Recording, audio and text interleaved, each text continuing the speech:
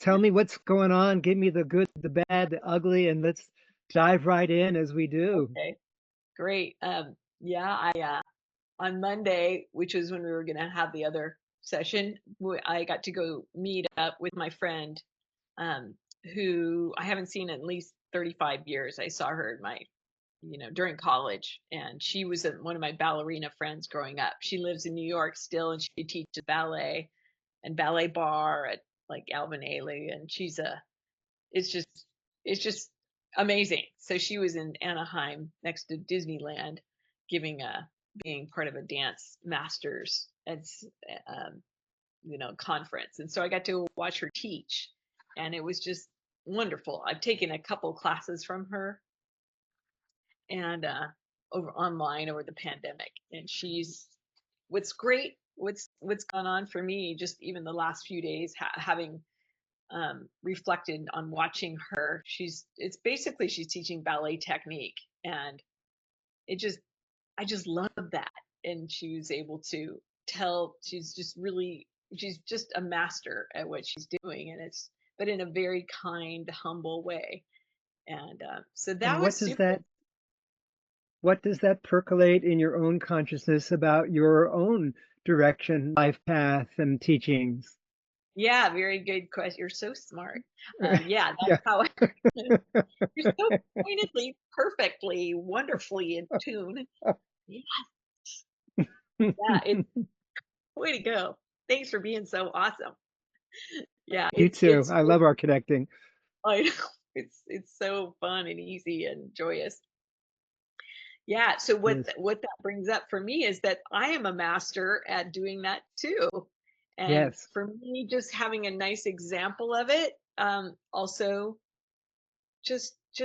it's also given me cause to think back about my whole career, and just been doing quite a lot of reflecting lately about that and how where I want to go next with it all, and or Yep. And not. as you're doing that with your left hand, going like this, if the hand had a voice, being a body-centered person, and Ah, the hand could talk about this is the direction for you, yeah. Leslie, that you're going in, what would just keep repeating that movement with the But gesture in yeah, the this is the hand? What direction that I'm sound, what going. words, what message, what wisdom would come from that? Yeah, what's coming is the words of forward movement and wisdom player is what I want to say.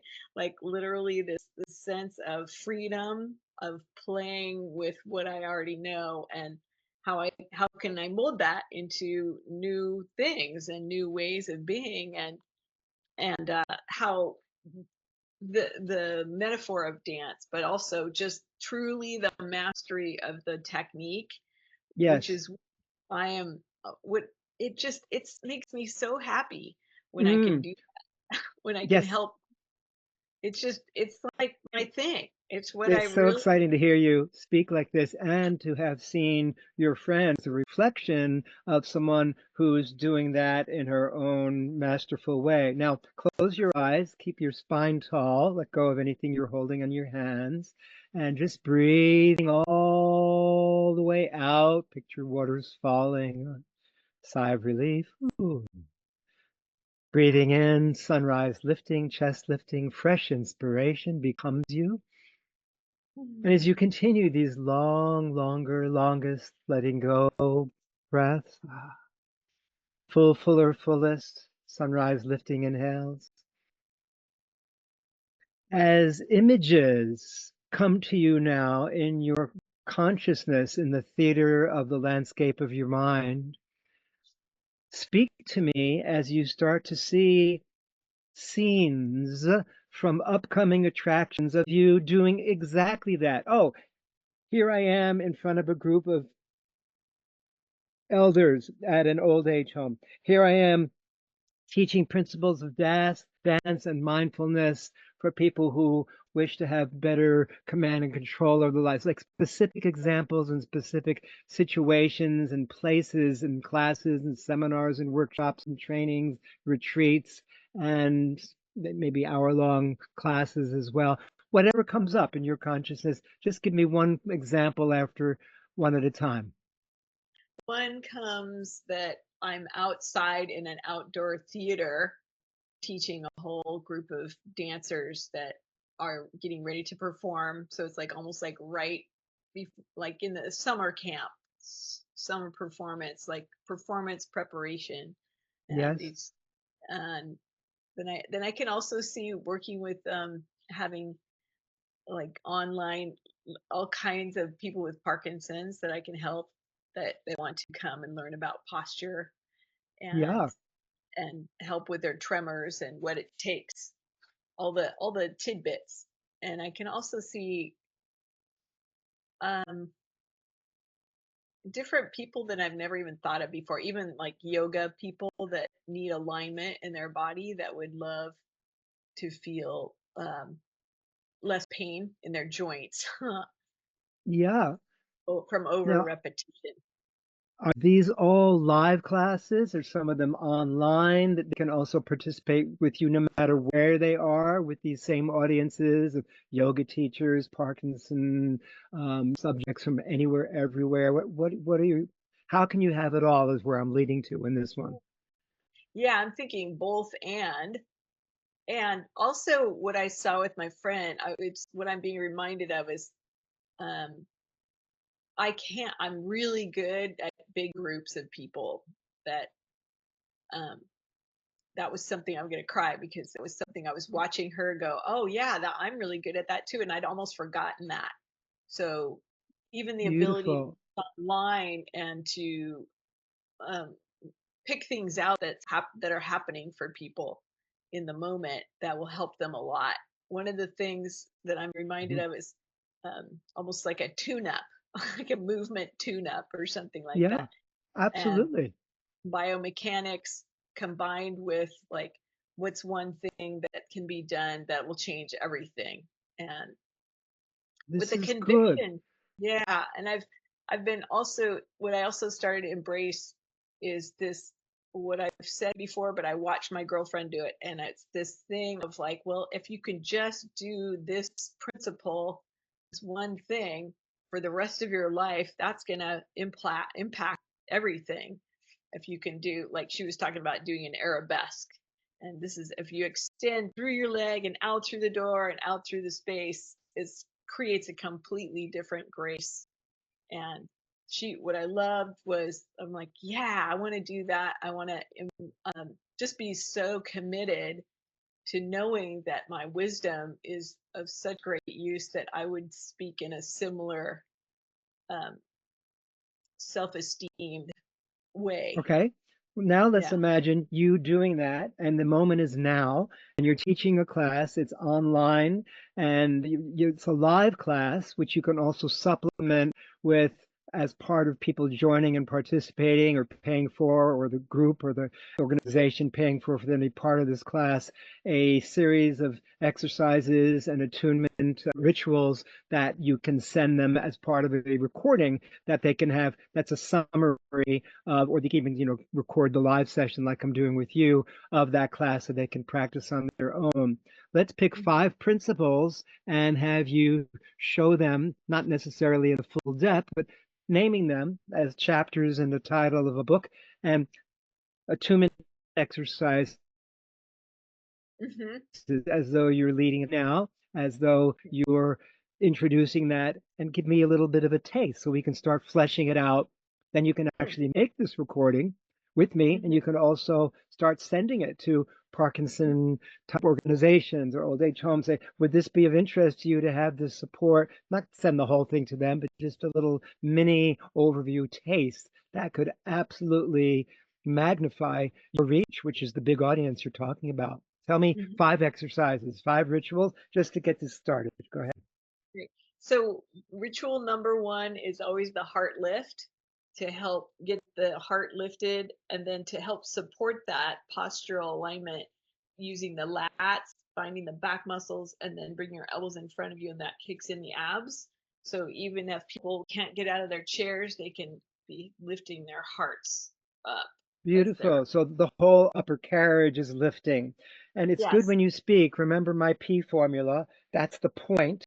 The example is demonstrating the exercise. And then the application is you may find yourself your energy levels are clearer, stronger. Your eye vision is more visible. You're seeing colors better.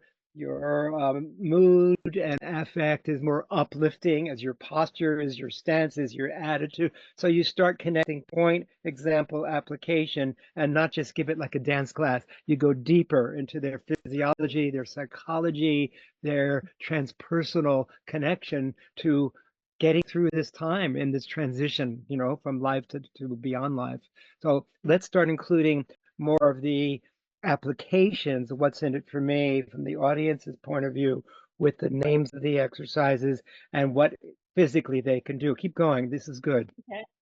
Well, then but yes, with the heart lift, it's always this better breath, better view, less falling because they're much more aware of everything around them, and lift they lift if they're interacting, they're much more uplifted, and then they uplift others in more than one way. And just by having that example of good posture, it's yeah, it's I know I'm not thinking of anything else right now, but No, this is good. Now, as you continue to speak, you know how Gestalt therapy works. Instead of talking about things over there or them, personalizing it so it's in this moment, you speaking to you directly. And one of the things you, as though you're speaking to, I am a human, to someone who's listening and participating. Because if you talk about it as though it's them, you're a bit distanced and you don't connect as deeply, as viscerally, as visually, as transportingly as you are capable of. So I want you to do that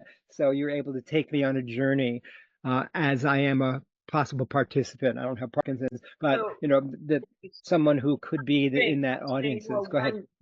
more one to one, like I'm just Yeah. speaking to you, not speaking to the general Well, you could pop. speak to the general. You can do that in some very interesting ways as well, using the four corners of this online stage. You could say, for those of you who are listening, who are in a wheelchair and you can't move, this is what's for you. Now, for those of you that are mobilized, you can walk around, but you sometimes fall. Here's something for you. For those of you who are not in a home, you're having some difficulty maintaining your balance. Here's something I want to show you. And for the rest of you, go like this. For those of you who are listening, it's just general interest. Here's something you might practice with your breath and movements and thoughts to put them together in an alignment. So you can absolutely do that by naming the psychographic or demographic and then speak to that space in the actual online stage platform that choreographs that subject in that zone. Hmm. Let's practice that. Following. Well, you make it so easy. I think on my feet, so to speak. Yeah, yeah, which it's like I don't. I mean, it's all new to me. So, Good. Well, I'm so glad we keep diving into new material. And the tears, I was going to mention it, about 5 minutes ago. You were saying, oh, I'm in tears thinking about my friend. And if the tears could speak, what voice matches the sensations in those locations? Of what voice of wisdom would the tears say in gratitude, a voice of wisdom about this conversation and what you're learning here now today? um, well, it's the elegance and the simplicity of that, of of what mastery produces for me. It's like this clarity of mind and this clarity of voice even that comes through when I'm affecting another. And It's so true. I remember when I was creating both my PhD thesis and the structure for teaching my body therapy. Here in Australia, we have something called Certificate for an Assessment in Workplace Training, which means basically taking any subject and creating some form of training assessment. So when people take the training or take my course or have a therapy session or a coaching session with me, they can master. I put it into three categories: the physical strokes, the emotional affirmations and self-talk that helps people release patterns and conditions in their body, and then the creative realm, physical, emotional, creative. And I created a whole series of questions and answers that people would then begin to understand who were training with me. And I found I was a much better teacher when I was able to put it into a structure that I could offer that was a repetitive structure. It was wonderful. I always resisted it, but once I created that, it was even easier because it's all in print, it's all there, it's reproducible. Let's see how you do that now because you're well on your way. And today we're unpacking your wisdom, your knowledge in the way that now you can speak to me as a you who are in this audience, that audience. So let's do that as you continue to go through some of the principles, examples, and applications. Okay, so I'm really overwhelmed now because you're talking about physical, emotional, and what was the Oh, third just one? talk about me. No, that was my system, not yours. Your Okay. system may be I have physical exercises for you to practice that will help you with alignment, clarity, mindfulness, not falling.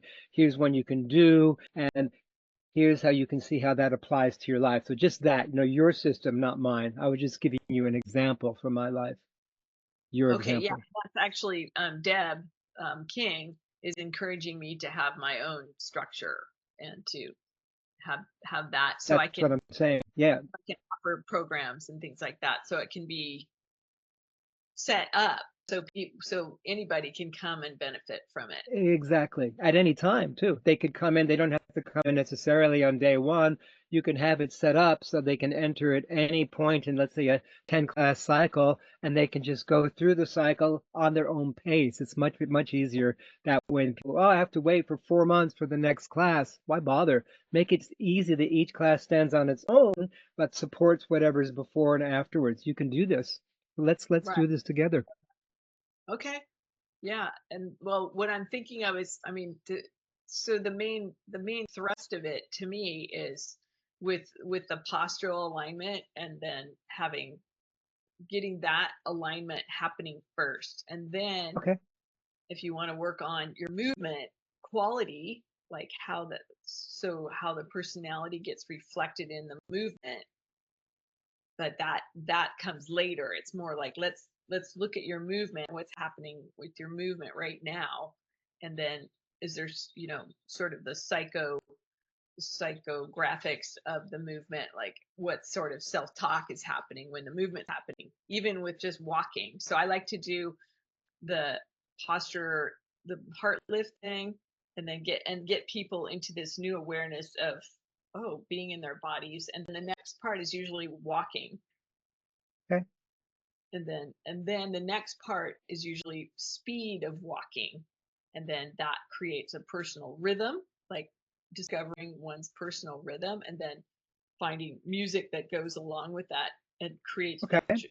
creates the joy. Now, And hearing then you speak, I'm getting a simplification in my consciousness of those three elements: hmm, posture, movement, expression. yes, yes, yeah, It makes it easier. You make it simple like that, then you can put things in those areas. Posture right, is the physical part. Movement is the taking it from a stuck place to a place that includes moving through time. And then you've got the rhythm, you've got the music, and that is all about expression. So it's good you put them in the different corners as you speak about them, like you're in a sanctuary on the stage. So let's do that. Let's do something with posture, something with movement, something with expression. And as always, I'm going to interrupt you and give you feedback so you can flesh it out and you'll be able to access this video anytime as well. How is yeah, this yeah, yeah. helpful to you, what we're doing? Well, it's helping me think about the whole modality rather than it just being so piecemeal, but also getting Right. specific enough so that I can um, expand it more. Beautiful. So let's do that for practice, saying I'm a potential participant, Okay. posture, movement, expression. Let's see what you do with it. And I may stop you at different times and go, oh, do that again, or gee, a story on that might be better, or gee, using your gesture, whatever. You know how I respond. Go for Okay. it. So, um, Have fun. This it can't go wrong with me. fun. Right. Okay. So as you're seated in your chair right now, what I'd really like to have you do is sort of come coochie coo forward. So you're really nice and forward. And so what you can do is if you can push your hands into your legs and lift your heart up. So you want to be I'm gonna be able to see this. If you can elongate your neck by pushing down, really pushing into my legs with my hands.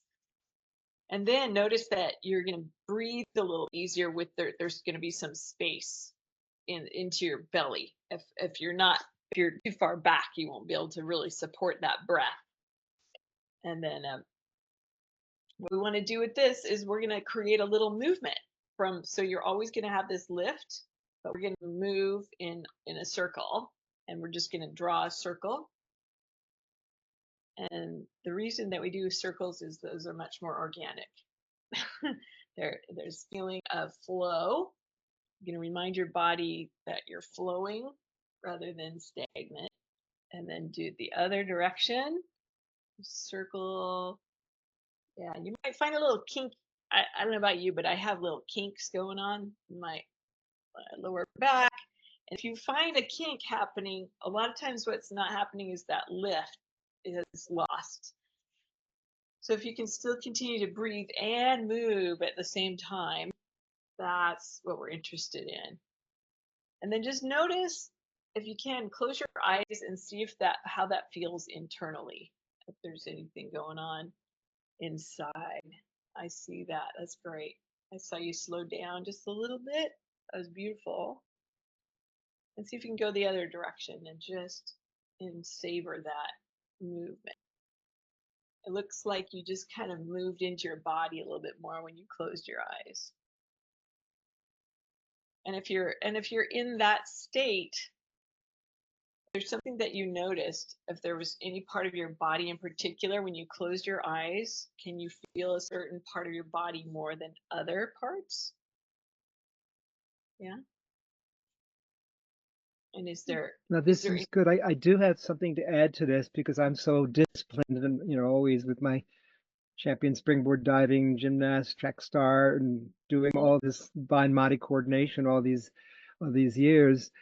One of the things I do is I also match the breathing with the movement. So when I'm moving forward, I may.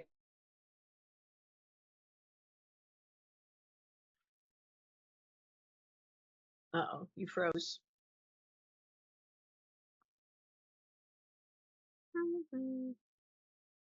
It's frozen. You're frozen, So it Gary. helps me connect even more with my intentionality with the breath. I don't know if you do that, but I want to add it because I do it all the time and I Okay. find it very Yeah, useful. you kind of cut out there for a few seconds.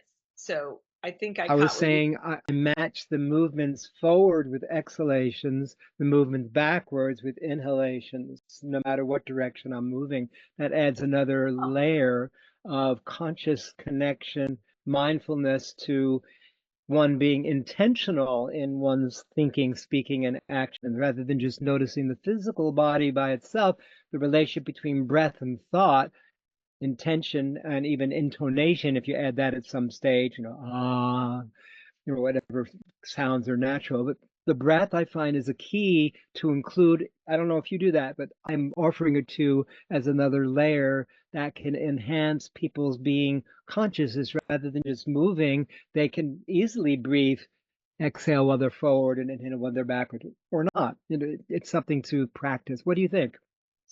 Well, I'm curious why you do exhale. I'm finding that naturally I'm doing the opposite. Doesn't matter. I don't Okay. care. Whatever for you works. You could, it could be That either, and you can even offer to people as they can see, practice exhaling one direction, inhaling the other, and then the opposite, and see which is natural for you. That way, people don't get stuck. When I teach my presentation coaching, often a lot of the traditional presenters, presentation coaches to speakers on stage say, when you're speaking on stage, it's important that since the audience is facing you in this way and they're seeing you from their left to their right, that when you talk about moving from timeline therapy, Yep. NLP, from the past to the future, you move from your right, which I'm doing, and it looks like your left, to Mhm. your Right. left, which then, but I don't care. For being such a body-centered person, forget about the having to do it a certain way.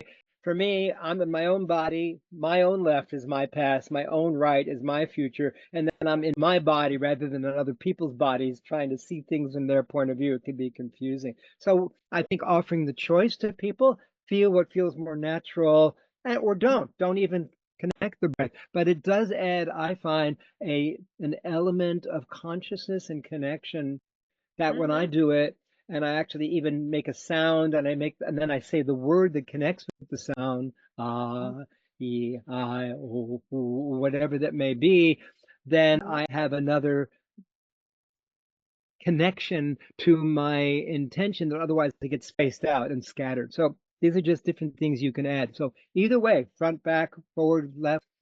Let me see you Yeah. add something about breath. Let me see what you do with that. Well, actually, because this is like qigong kind of stuff. This is like tai chi. This is like, to me, Yeah. like the breath. Is the breath driving the movement? This is my question, just for you personally as you're moving. So what you want to notice is you can breathe in and out, and you can either let the breath initially start first. Let's try this just for fun. Do breath. Yeah. Take a breath into your belly, into your nose, and then and see if you can hum as you exhale. Hmm. Um, And you can let the hum drive your movement if you want to. nice. You can do the hum can move you, or let's do the opposite way. Let's just start to move, and then add the inhale through the nose, and then and maybe they'll synchronize. So just learning for yourself actually what you prefer, if you prefer breathing first or moving first, but having something specific that you're doing. We're going to do that circle. As long as it's clear that you know what the movement you're trying to produce, then this is gonna the breath will work too. It's just it just adds another layer of embodiment when you're breathing. And but I just think this it's is great because a lot of these people who are stuck in homes or hospitals or care facilities, they don't have anything else to do. I remember when I was living in Los Angeles in my mid 20s, I met a woman. She was already elderly and then she did pass away, who I drove to her place in Los Angeles on La Brea Avenue in some old age place where she was living. And I was doing body work on her in her hospital bed and showing her exercises. And I came back once a week or two and Mhm. she told me, "Oh my goodness, I'm doing this all day.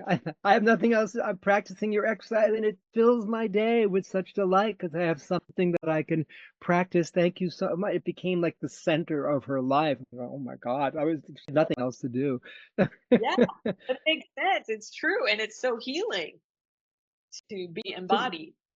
did you notice that adding that layer about movement and choice gives people a feeling of being more in command rather than just Yeah, following the teacher? Then they yeah, feel more in charge of their own thoughts, their breath, their emotions, their communication, and it starts to build a greater functionality where they have Alzheimer's or they're not they start to put things together because they're combining this multisensory practice. That's what we're doing here today.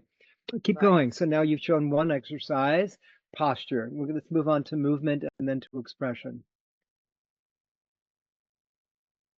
Movement You and did a bit of expression. movement there, but you want to go on to rhythm and music or expression. So that includes the different elements. You started with posture, you went into the Okay, movement, you went okay, into breath, you went into sound. I love that. Which leads first? That's beautiful exercise.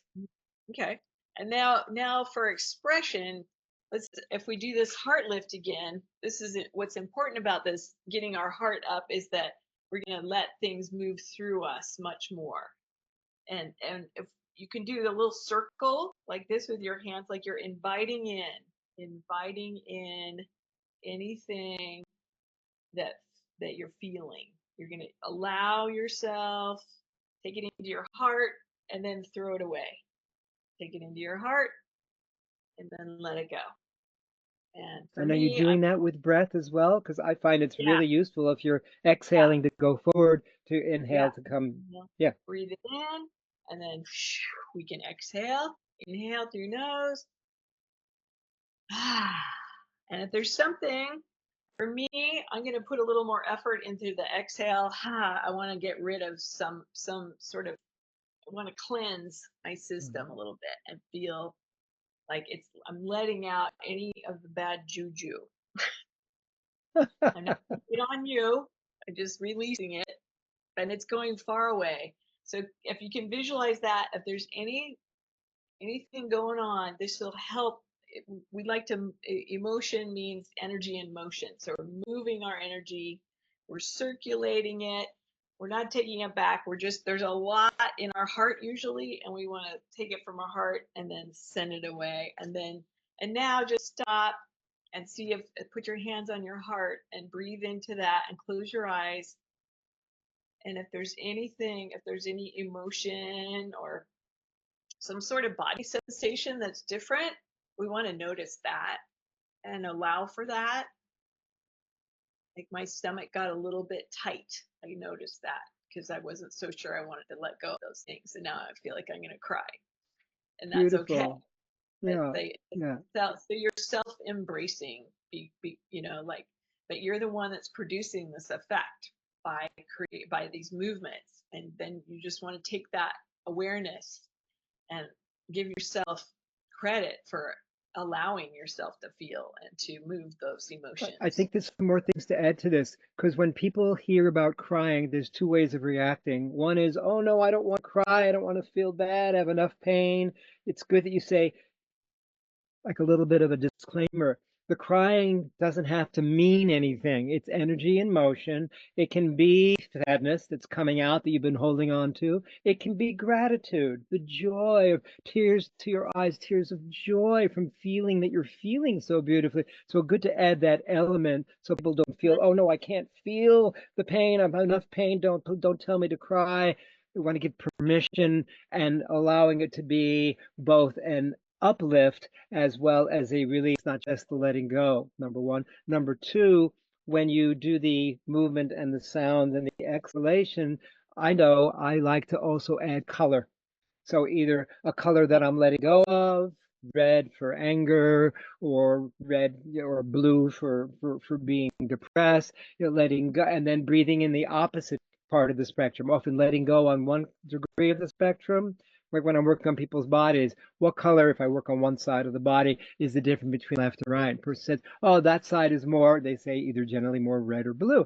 I say, great. So you've let go of the part that is more red. And for some people who are angry, that's great. Now, what are you breathing in? Blue. Or the opposite.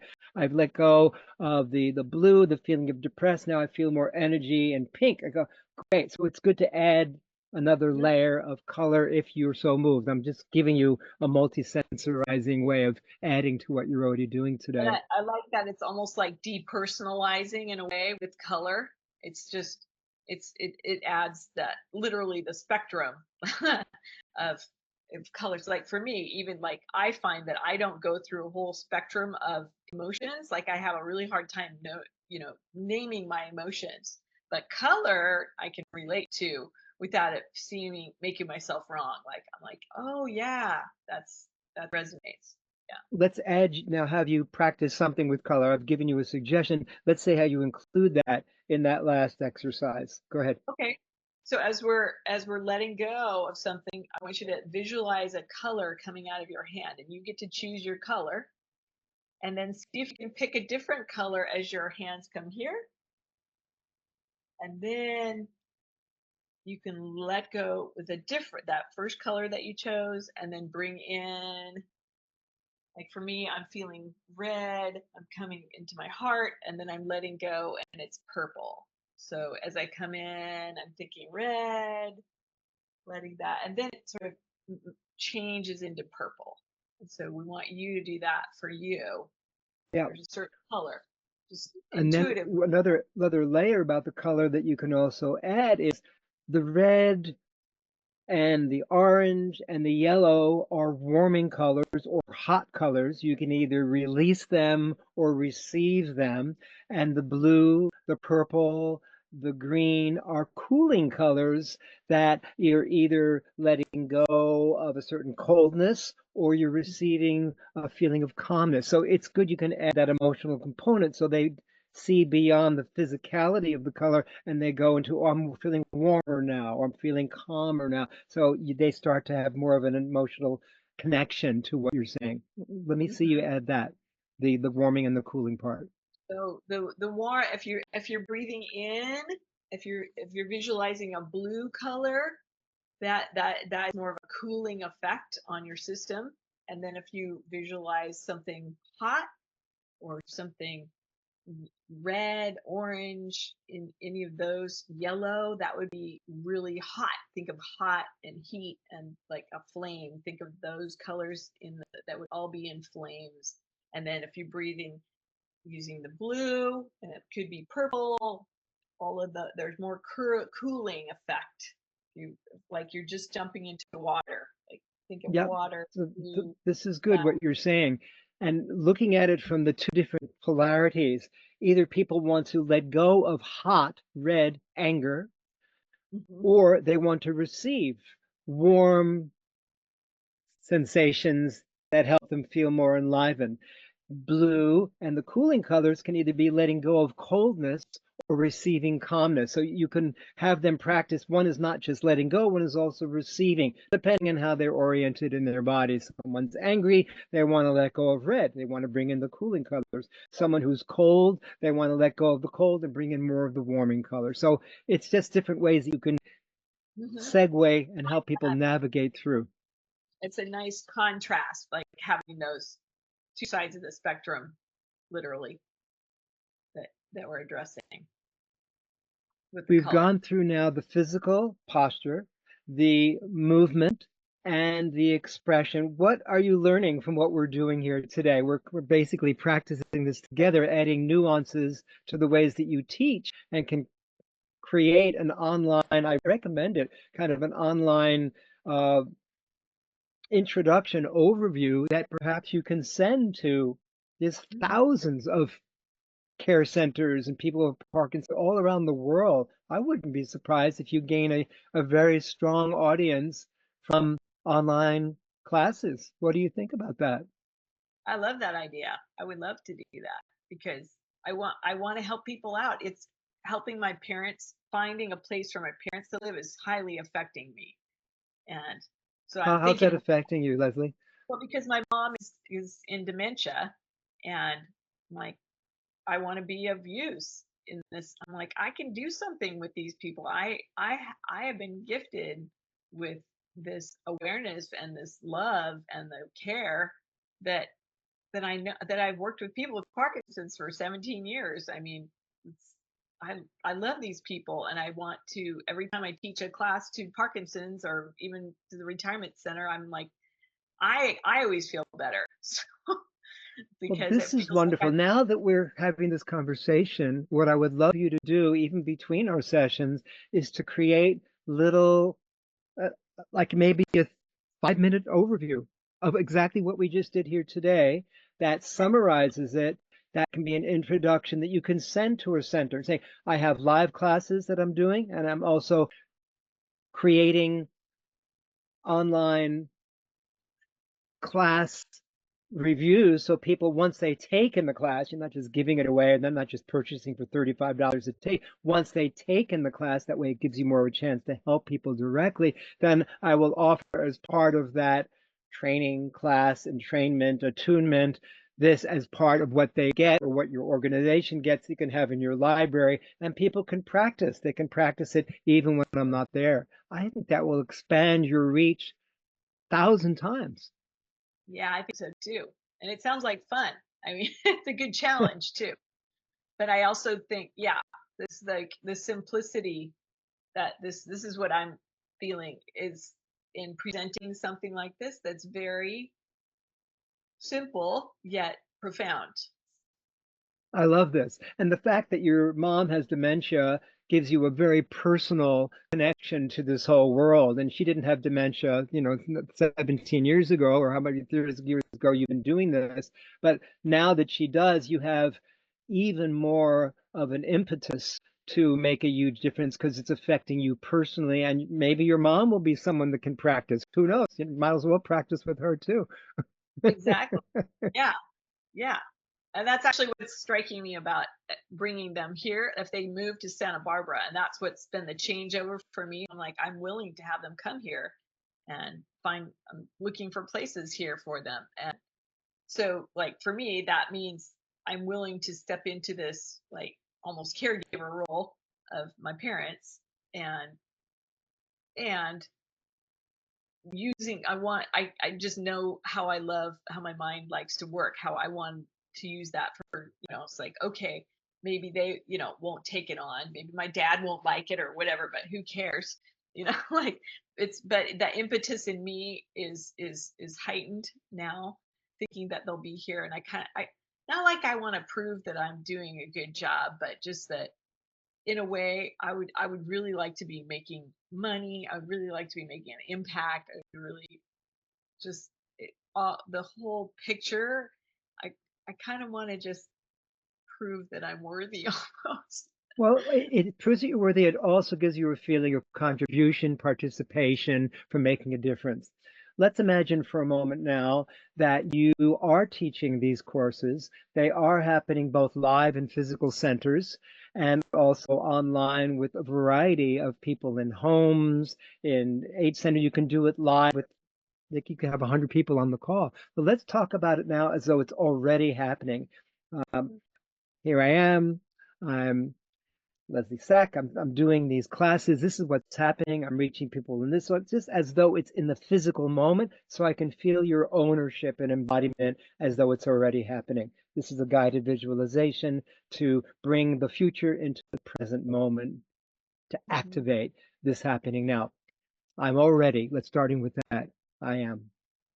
I'm already teaching these beautiful classes for people that are having neurological issues and just people that I want to be more in their bodies and feel more joy in their bodies. And my heart is just so wide open because it's making such a difference to everybody. Even if they just do it a little bit at a time, they're finding a new way to look at their own bodies and be kinder to themselves, which extends out to whoever they're around to.